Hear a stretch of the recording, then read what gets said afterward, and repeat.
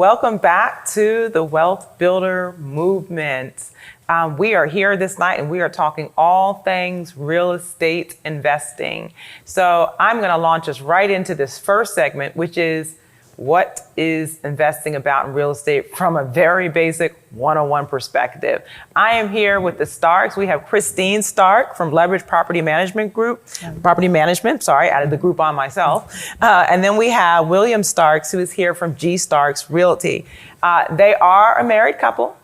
And I love it that you both, although you're married, have two individual businesses in a related market. And so I'm going to be picking both of your brains in terms of what those businesses entail and how you can help other individuals that might want to get into them as well. So I'm going to start with you, Christine. And I wondered if you could talk us a little bit about, what is it to really get into real estate investment? What are the main ways that people can invest in real estate, via flipping or rentals or buy and hold? What are the kind of maybe top three ways? Those are all three good ways to get involved in real estate. I guess the most important thing that you want to look for is the area that you're going to be investing in, what kind of return you're going to get on that investment. When you're doing flips, of course, it takes a little bit more time. We're in a different market right now, so you're not having to hold the property as long. But with rentals, that's a long-term investment, so you plan on holding on to that property for quite a while. So that's a good way to go. Wow. And then I'm going to flip the question now to you, William, in terms of, let's say I have a little bit of spare change I've saved up. Maybe I own a home. I may not, because nowadays people are kind of jumping right into maybe even commercial investing and before they buy their own home. But I'm really timid because I heard this real estate thing is kind of dangerous. So can you talk to us, maybe share a little bit of your journey in real estate investment? How did you get started? How did you get over those nerves of I could go bankrupt? Right. So yes. Well, it was really a no-brainer. My mother, when I was little, she was a real estate agent. And my father was a contractor and he built houses and garages. So I was always around it. So just kind of staying around them and seeing the particulars of what goes into it. Then in the early 90s, I was maybe 20, 21, I bought my first investment property. And it was pretty much a lease option purchase. So then after that one right there, I went on to buy a couple more with my mother's help as well. And it made me realize that there's other ways and other options of buying property without using a lot of money. So if anybody that wants to get started, you don't have to have a lot of money. Sometimes it's being creative and finding that investment property. So you don't have to save up to 20% that people say you gotta have. It's more of, let's find something at least option to purchase. Let's find somebody that really just wants to get rid of the house and you wanna give them some rent for a couple of years to get your credit together. So there's quite a few ways of doing it. For me, getting started, it was the least option to purchase way to do it. And I've been in for a while and had the ups and downs in it, but I'm here to tell the story about it. Okay, so I always find the best way to get over, the nervousness of launching into something new is to kind of hear the gory tales of somebody that has survived. Right. Our previous evening session we talked about different topics and we just talked about risk and especially as it relates to financial and asset planning, but there's definitely risk in the real estate area. Can you maybe detail time where you may have launched into a deal and maybe didn't go so well, but you lived it to deal another day? Yes. Well, there's several times it happened back in the early 90s. Well, even right now, a couple years ago, we bought a duplex. We bought two duplexes. Well, we bought one right out, and then we did a lease option on the second one. So again, that's another way of, the way of doing it. That second one that we purchased, we really didn't do our due diligence to figure out if it had any things wrong with it. We just took the guy's word. So when we got into it, we realized that one of the tenants had been there over 15 years and he had did his own repairs.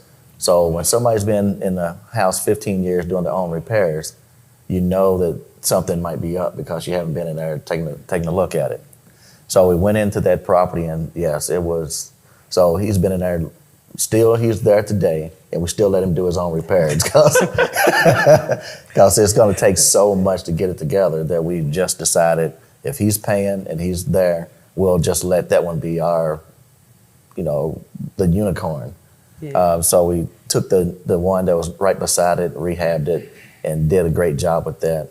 But it comes with the territory, and sometimes that's what you have to do in real estate. But you always got to find the thin line and the silver lining behind it. So. Wow. And that, that situation you just described kind of takes me back to this whole concept of property management. And Christine, can you describe, A, what is property management? And B, even if I'm not going through a property management company, if either you hire somebody or you become a property manager, can you talk about, some of the things that people unknowingly get into and not understanding what property management is? I think one of the things that people decide to manage their own property don't realize is the time that it's going to take. It is going to be a second job for you. You're going to get phone calls in the middle of the night from tenants that have leaky toilets, air conditioners went out, and the tenants expect to have those things resolved immediately. Unrealistically, a lot of times you can't. So that's the biggest thing, is knowing that if you're going to manage your own property, you're going to be having a second job. I always think it's best to hire a property manager. Leverage Property Management, we're a full-service property management company. We handle maintenance requests, we collect rent, deposit those funds back into the tenants, the owner's account. But the biggest thing that we offer those owners is freedom.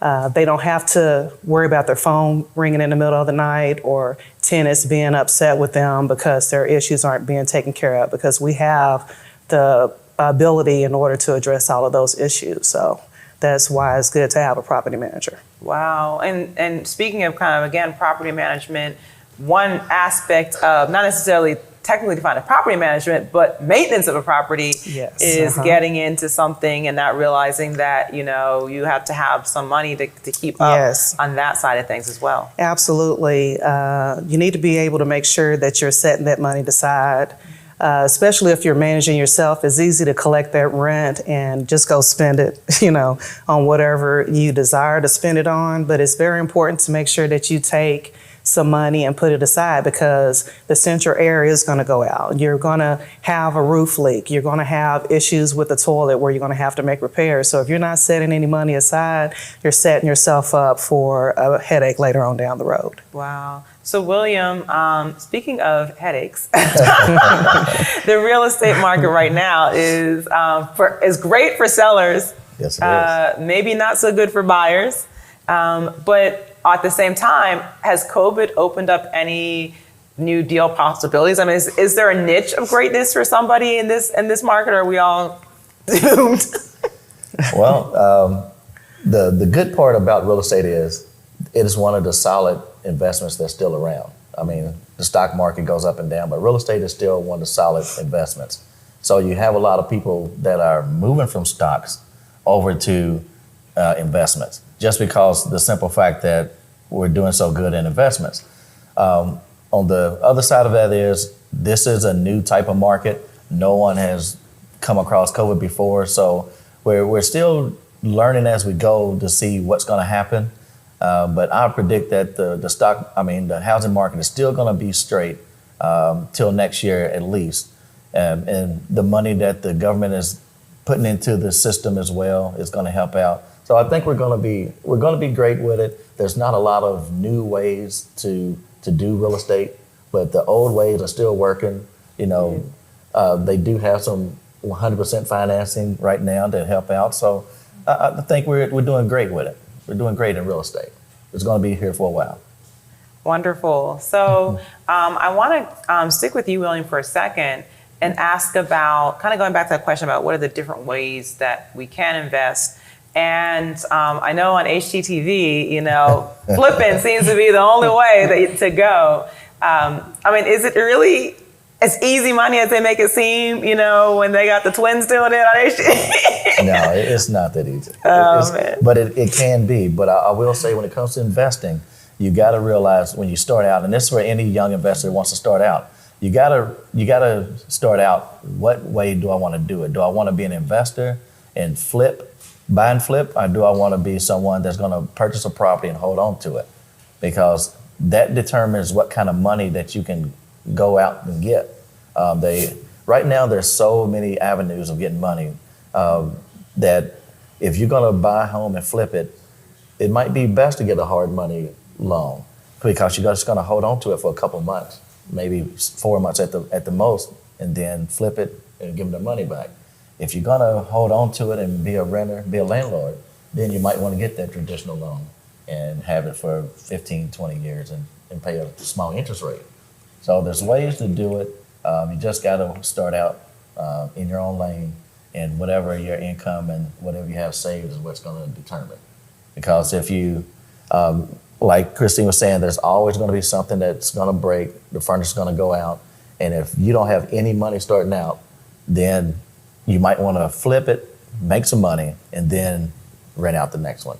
Oh, nice. So we're just about out of time, but I want to get into this whole marriage dynamic, because anytime you have a business and you got a family business, and although we got two businesses going on here, I am under no delusion that we don't have both hands probably in both businesses, as most families go. I am not married, but I have siblings, and I now have siblings involved in my businesses. And so can you talk about, how is it investing in real estate in the industry as a couple? And this question, of course, is for Christine. And just asking, how is it navigating that? Who's the tiebreaker when there's only two of you? Well, honestly, it's one of those situations where we both have to agree, because the financial responsibility is going to fall on both of us. And if he thinks it's a great deal and I don't think it's a great deal, then we're not going to push forward on it. And if I think it's a good deal and he doesn't, then we're not going to push on it. We both have to see eye to eye on this, because this is not something that you take lightly. It's a mutual agreement. So, and that's just how we handle it. If we both don't see eye to eye, then it means it's not for us. Wow. William, does it help that you both are very knowledgeable in the area? It's not like one person you're trying to have to educate them. Does that help? It does help. And I see that you didn't ask me to answer. No, I did not ask you that. Well, you can give a response. I saw that you were eager to give a response. So it does help to have two people that are opposite when it comes to trying to work it out. I'm a person that I've never seen a cliff that I wouldn't jump off of. And she's the one that always walks up to the cliff and got to check the temperature, the height, the width. So we do 90% of the time get into a difficult situation of trying to figure out our best deal. Oh, okay. Well, different answers, but I would expect nothing less from a married couple. So that's it. We don't have any time left for this particular segment, but please stay tuned. We'll be coming back and going a little bit deeper into Airbnbs and rentals in that industry. So stay tuned. Right after this commercial, we'll be back. Thank you.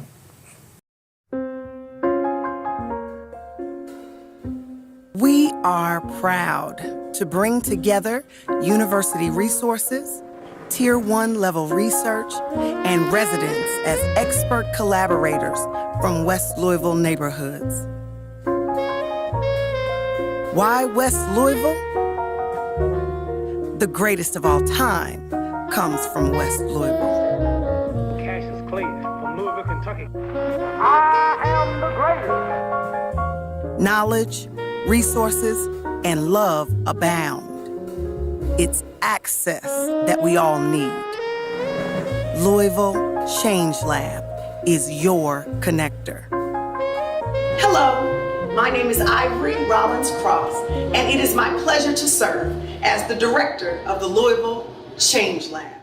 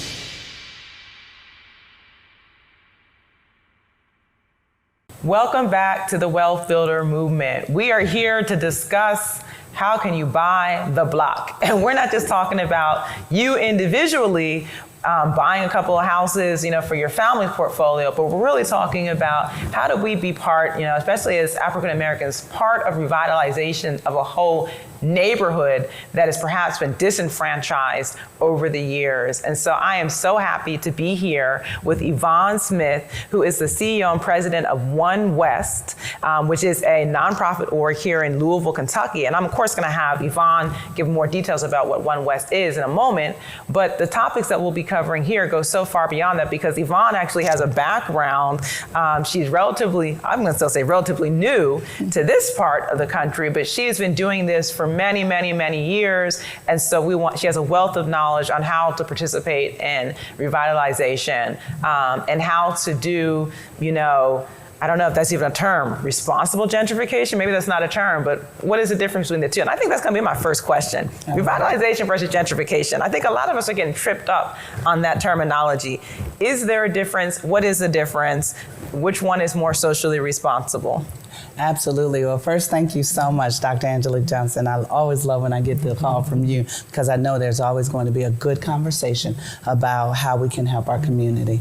I will also say that One West is a nonprofit that was developed by the 2014 Bingham Fellows class, and it was a class comprised of people from across the city, including the West End. I love to say Woody Porter was the visionary behind what could happen in the West End, along with other leaders that have come up with a great plan. And we are operating on a 5-year strategic plan. To your question, the main reason that this class determined that they wanted to work on the West End was because they saw the disinvestment that had occurred. Woody's dream was that the West End would come back to the vibrancy that it once had, and that families would be uplifted and small businesses would be undergirded to be successful. But what we found were a number of things.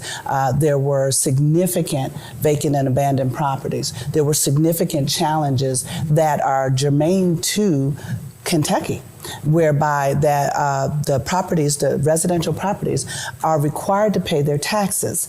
In so doing, many of them had to go seek resources, many times predatory lenders, to finance those taxes. As a result, you have many families with multiple liens on their properties by companies that are quickly escalating the price of that investment or that loan. And so those families are really hogtied from being able to divest themselves of the property and or earn real equity in their property because it's being siphoned off in those loans. So that's just one.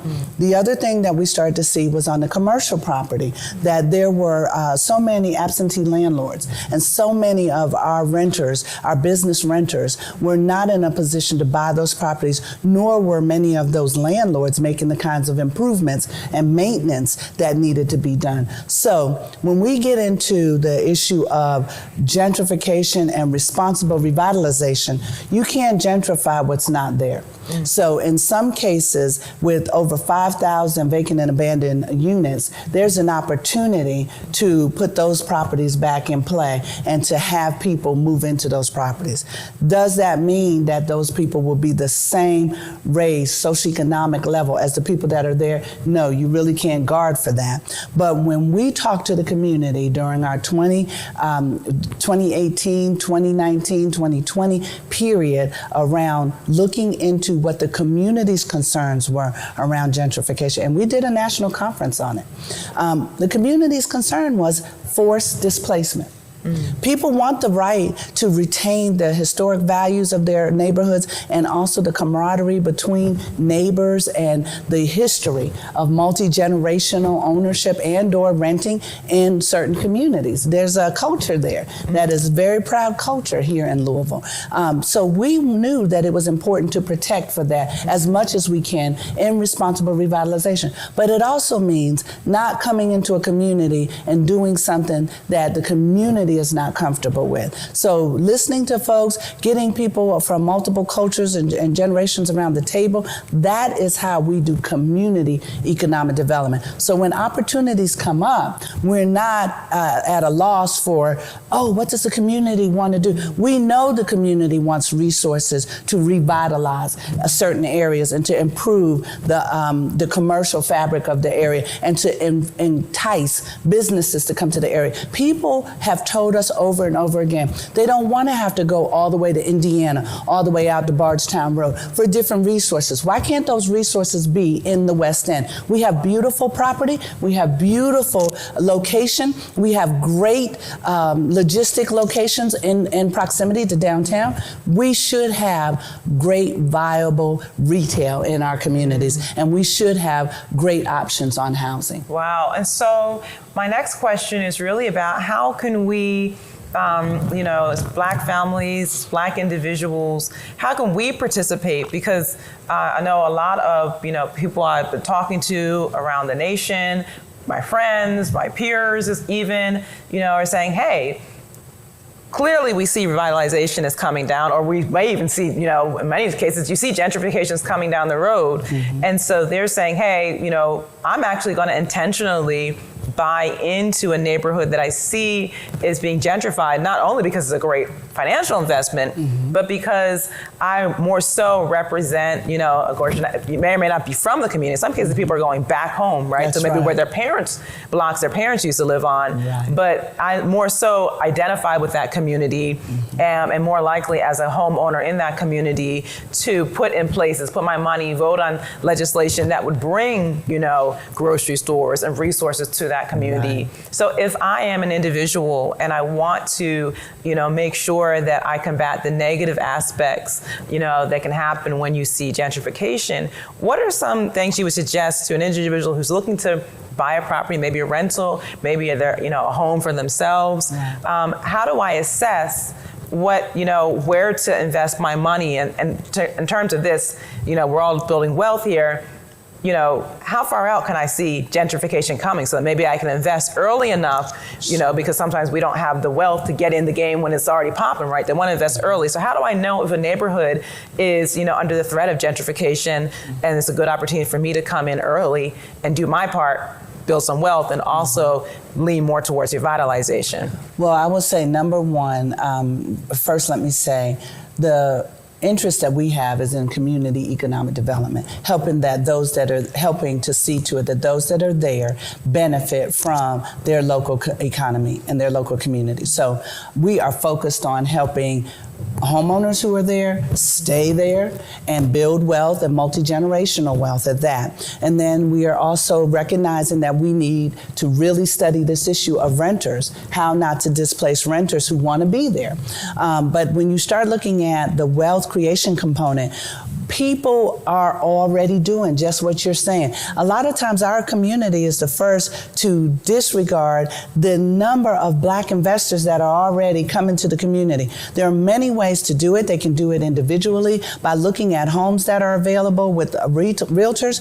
But I always like for people to think about, look at the banks that are foreclosing on properties or that have foreclosures. They want to unload those properties. And so that's another way for people to look at it. So then there's the other option of groups.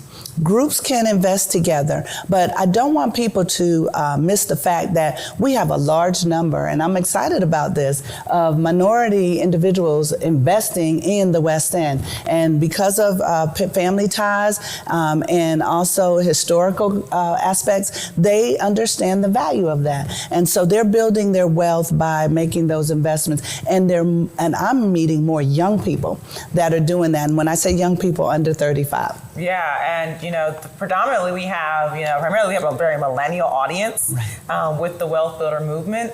And, we've been talking a lot about, Louisville and the West End of Louisville. And for those, again, our audience members that may not be familiar, the West End of Louisville is a historically Black part of town and predominantly Black part of town even today. But we know in every city, the one you're in has such a neighborhood, a disenfranchised neighborhood, where there's, an opportunity for revitalization, a need for revitalization, but also to protect the interests of those that are living in those communities that have been there, for generations. So as we talk about this, and we only have time for one last question, but you have not only been based in Louisville, did you see the same things in Ohio?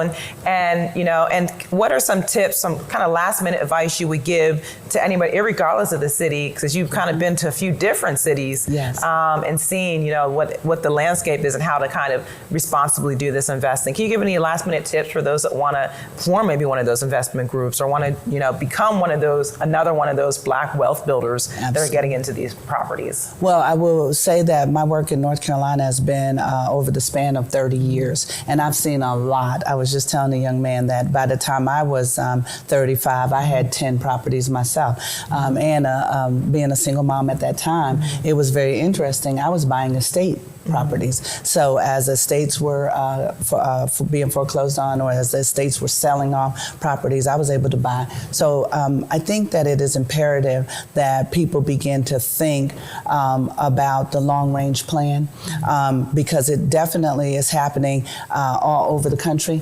And one of the great things about Louisville is because we still have neighborhoods that are untouched or untapped, that means there's a lot of opportunity. But I think if people think about how to invest in the community and be a positive impact on that community and a fabric of the community, that's the best way to do it, because I think then you are value added. Responsible revitalization is extremely important, and doing the research to understand what those neighborhoods have been through and how you can positively affect change with them, not for them, is important. Oh, wonderful. Well, thank you so much, Yvonne. Thank you for sharing your knowledge, not only that you generated here in Louisville, that you brought to Louisville from North Carolina, but also nationally. I know you're doing stuff as well. So we're so grateful to have you. Stay tuned. We will be back. Continue to enjoy and watch the Wealth Builder movement. Hello, I'm Timothy Findley Jr. The Louisville Change Lab has taken the incubation model and enhanced it through innovation and outreach to the West Louisville community. We at Life Development Corporation are thankful to be a part of this transcendent initiative with the University of Louisville Change Lab.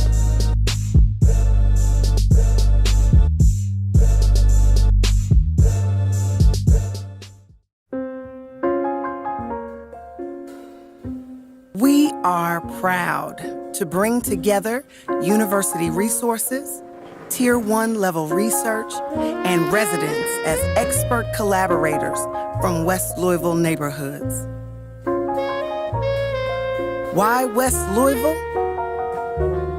The greatest of all time comes from West Louisville. Cassius Clay from Louisville, Kentucky. I am the greatest. Knowledge, resources, and love abound. It's access that we all need. Louisville Change Lab is your connector. Hello, my name is Ivory Rollins Cross, and it is my pleasure to serve as the director of the Louisville Change Lab. The Wealth Builder movement isn't about money, it's about peace of mind, hope for the future, and fulfilling your God-given purpose. You are a wealth builder. You're looking to launch a new business, invest in your community, make systemic change, and actionable plans. You are a wealth builder, but you can't do it alone. Join Wealth Builder Movement, an online collective advancing Black and brown wealth together. By joining our Facebook group and YouTube channel, you will learn from, invest with, and leverage others. Wealth is a group activity. Work, create, and build with others. Join the movement, the Wealth Builder Movement.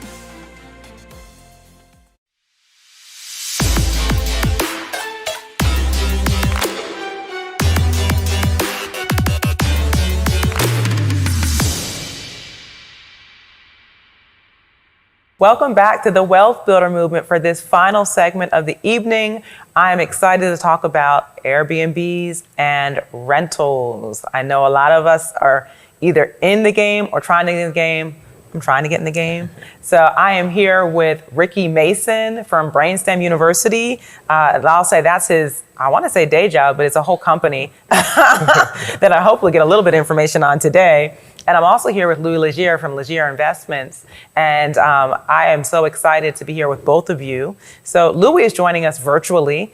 I'm going to start with Ricky in terms of the questioning, and then I'm going to pull Louie in. And Louie is actually, I'm just going to keep it real with y'all. He has been so generous to give us time while he's on vacation. So you know he's a serious wealth builder, very serious about encouraging and helping other wealth builders. So you don't want to miss a word of what he has to say this evening. So Ricky, I'm going to start with you. Can you tell us about how you got into the rental game, and maybe even tell us a little bit about your entrepreneurial journey, and does it tie in somewhere with the real estate journey? I guess I'll start with being in DC. I was living in DC, and I was making a pretty good salary, and I said, well, I'm tired of paying rent, why don't I just buy? And I realized I couldn't buy in DC. I was just priced out of most of the market, and I didn't have a solid enough credit history, being 21, right out of college, trying to buy a new property.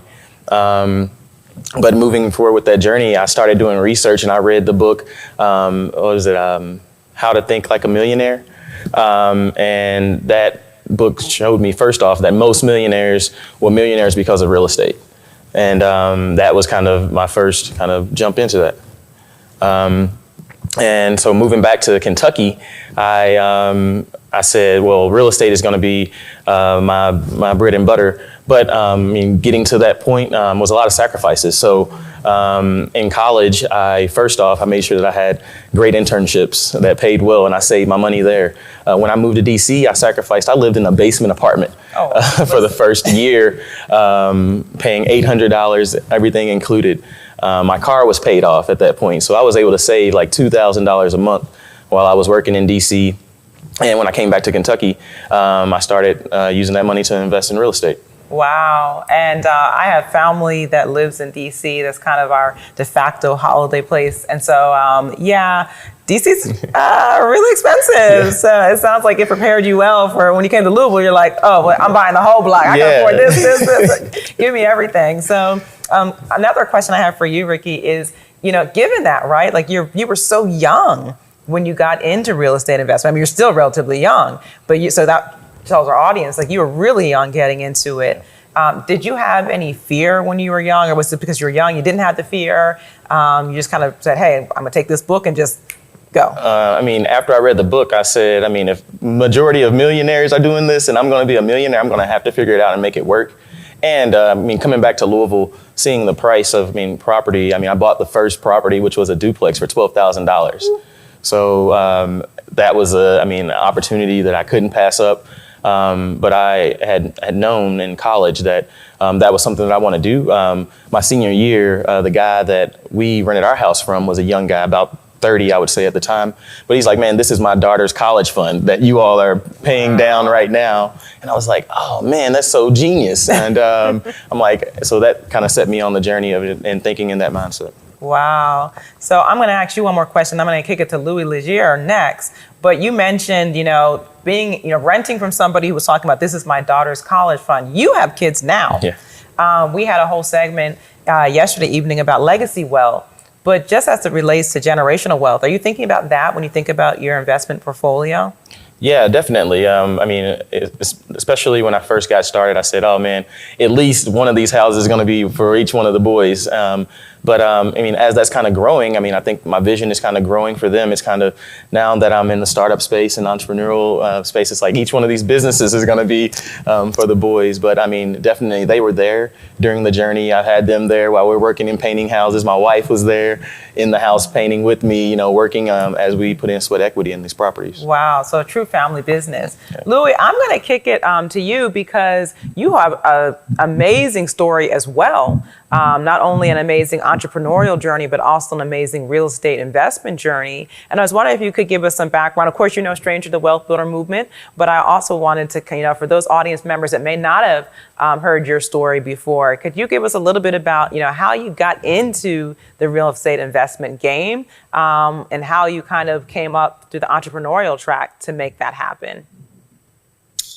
Yeah, first off, thanks for having me on here. I'm glad to be here. You guys always do a great job kind of informing the community of what's happening. My story is similar to what sounds like Ricky's. I mean, we all have, a background and we're trying to do something different for our family. I mean, in 92, I did the came from Haiti thing on the boat, and then spent a year in a detention camp, and then just grew my way up from the $8 an hour job, and then just learned what I had to learn and grew within a company.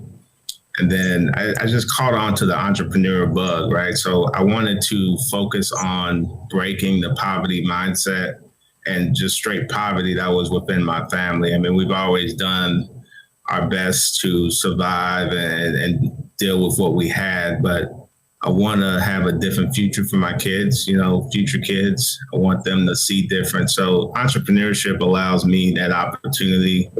And certainly real estate, as Ricky mentioned, I mean, if 80, 90% of all millionaires are made through real estate, at some point you just start paying attention, right? So you don't have to reinvent the wheel sometimes. Sometimes you just got to follow the playbook. Both of you had that same kind of awakening that, 80, 90% of millionaires, you cannot become a millionaire if you're not in real estate, And we know, we're being facetious, of course, we know that there are many ways that people become millionaires. But what I'm hearing from both of you is that, you cannot deny that I think it's like over 80% of the wealth in the United States of America comes from real estate. I think it may even be over 90% comes from real estate investment. So I want to focus us a little bit more specifically now on the rental game, because both of you in different ways, some ways the same, but in different ways, as I want to emphasize, are in the rental game. So Louie's in the rental game on the Airbnb side. You may also have Airbnbs as well, I'm not familiar with, but you certainly had rentals. And so I want to start with Ricky in terms of asking, what was your first rental property like? How did you find property management of that? And what are some things you think people should be keeping in mind when they're out here buying rentals and trying to manage tenants? My first property, as I mentioned before, I bought that one for like $12,000. Put in sweat equity. I think we bought about $2,000 to $3,000 in material, but I learned how to work on houses. I learned plumbing in that house. I learned how to lay carpet in that house. I learned drywall in that house. I learned a lot about the process of renovating a property in that property. I mean, and we got that rented for $1,100. 3 months later, got that rented for $1,100, and I had the bug then, so I bought the next one, a duplex in Old Louisville. Got a heck of a deal on that one, around $30K. And that one was the biggest project to date, I guess, still. But that was a complete reno from homeless people living in the first floor when I bought it. The second floor didn't need as much work, but we had to do the full deal, all furnaces, all hot water heaters, plumbing, electric.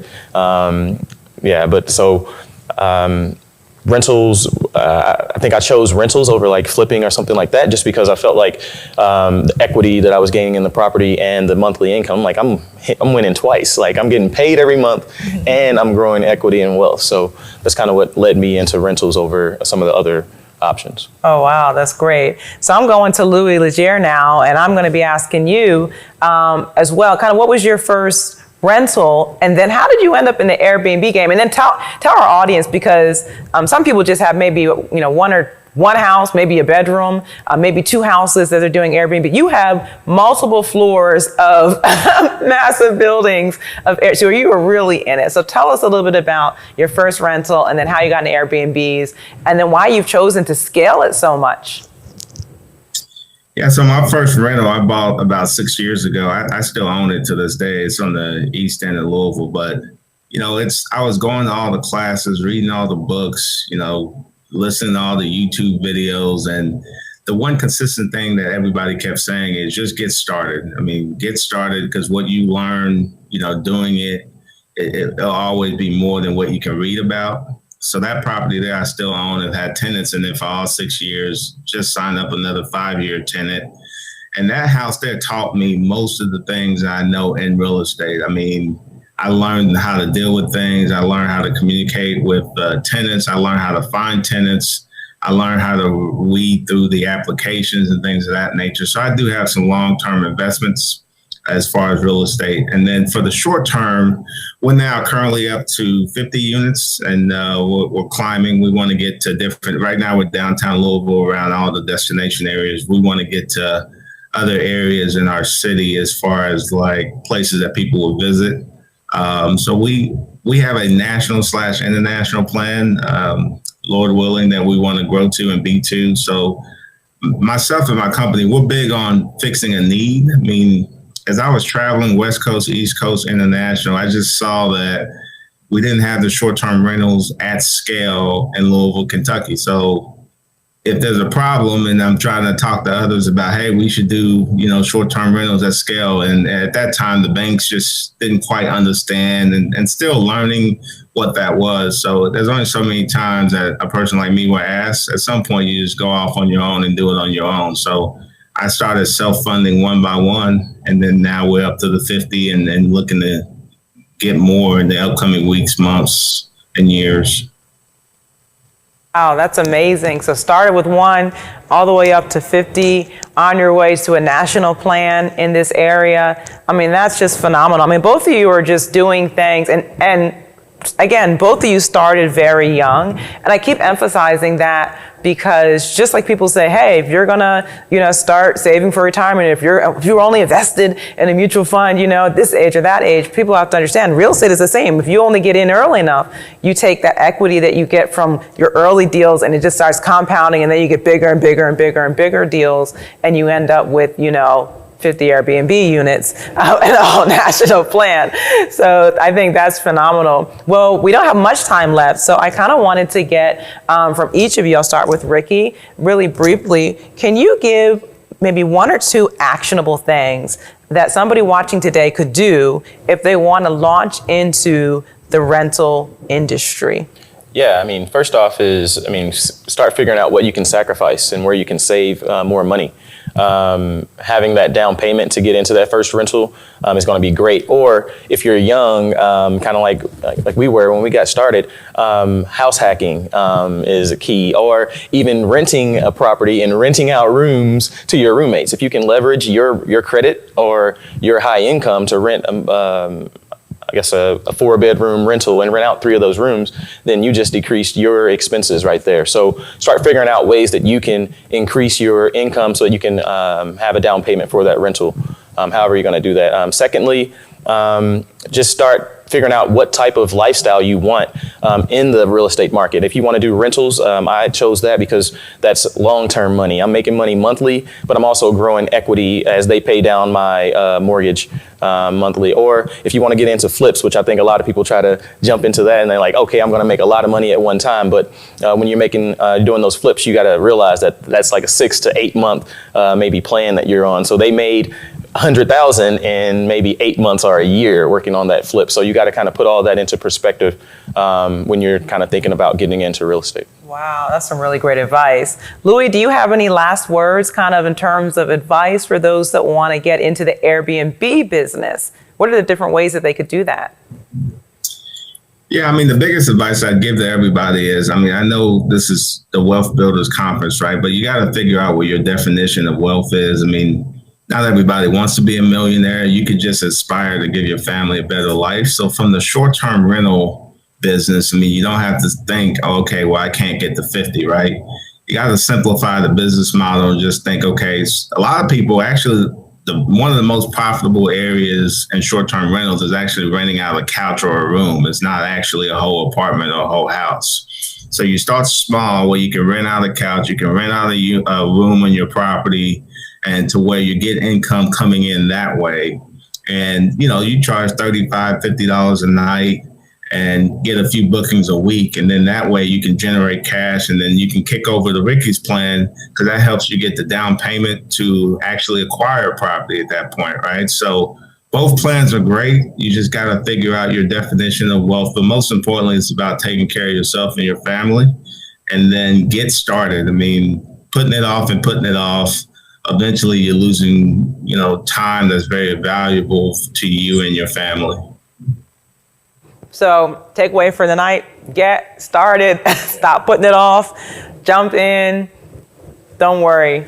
So I'm so glad that you both have joined me for this evening segment. And I want to encourage our audience to please stay tuned. Tomorrow evening, we're going to be talking about entrepreneurship. We're becoming the entrepreneurship ecosystem for Black businesses. We're going to be talking about how do you launch a business. And we're even going to be talking about how do you go from a concept to a corporation. So we'll see you again tomorrow night. Stay tuned and continue building wealth.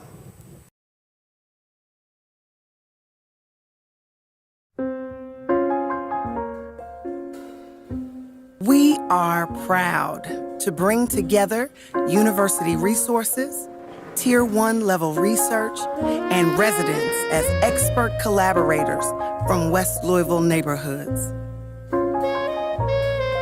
Why West Louisville? The greatest of all time comes from West Louisville. Cassius Clay from Louisville, Kentucky. I am the greatest. Knowledge, resources, and love abound. It's access that we all need. Louisville Change Lab is your connector. Hello, my name is Ivory Rollins Cross, and it is my pleasure to serve as the director of the Louisville Change Lab.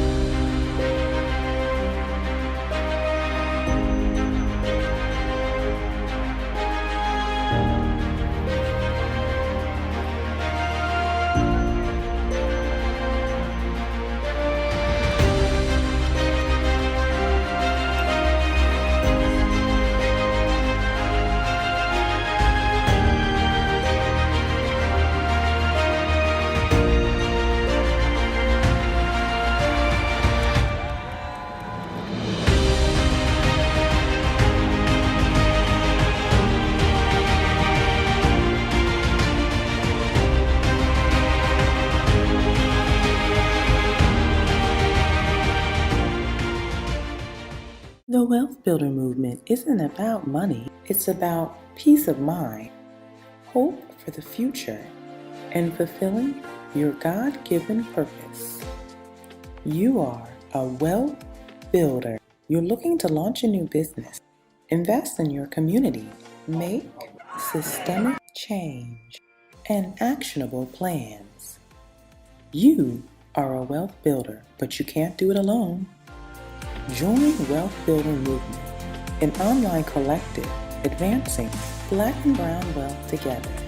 By joining our Facebook group and YouTube channel, you will learn from, invest with, and leverage others.